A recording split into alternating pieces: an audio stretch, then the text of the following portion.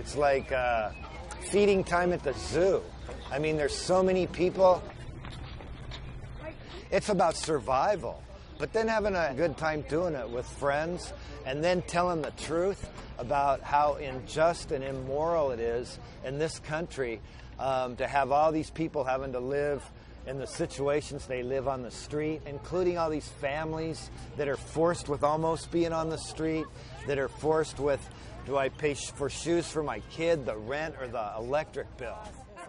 Carmen y yo vamos a rezar para ti. Okay. Okay, good. Casa Maria's been here since 1981, and when I first came here in 1983, we served 90 people, mostly single guys, from the house across the street that I live in. That was 1981. It's not like that anymore. The numbers have gone up and up and up and up.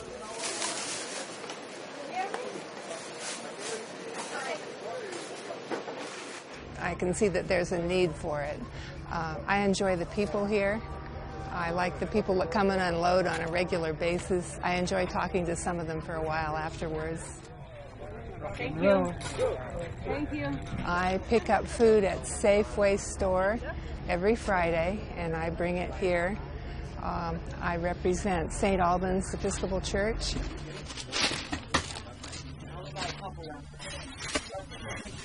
So how long have you been volunteering here? Yesterday was my first day. Yeah. I've been here before to get something to eat. I'm not working right now, so. Got laid off Monday, so I'm waiting for another job.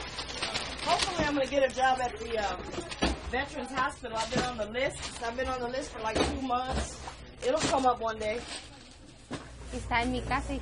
I was at my home and I thought, I just can't sit around doing nothing. What's better than coming here, where they're in need of so much help? So I came one day and now look, I've been here 4 years.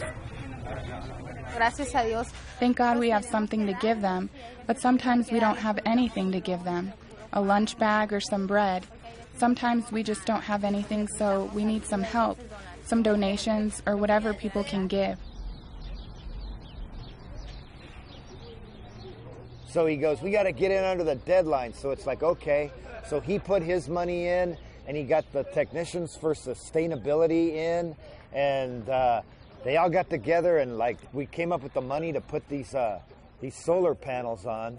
And that walk-in refrigerator pulls a lot of energy. So I have big electric bills here. And the coffee pots we run every morning, those pull a lot of electric too. So we have huge electric bills, and this will cut it way down.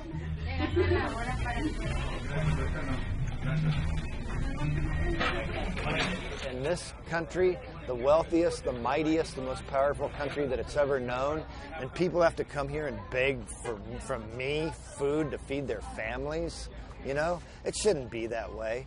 So I'm angry, but that anger fuels struggle, and, you know, we're going to overcome one day. Like, we're Catholic, and our hope is ultimately in our faith.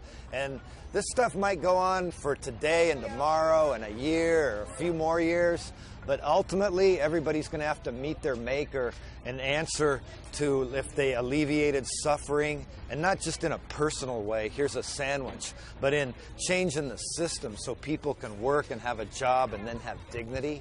People are going to have to answer to that. And so ultimately, like, good's going to win out over evil, and I have faith in that, and just have to day in, day out survive with the people here.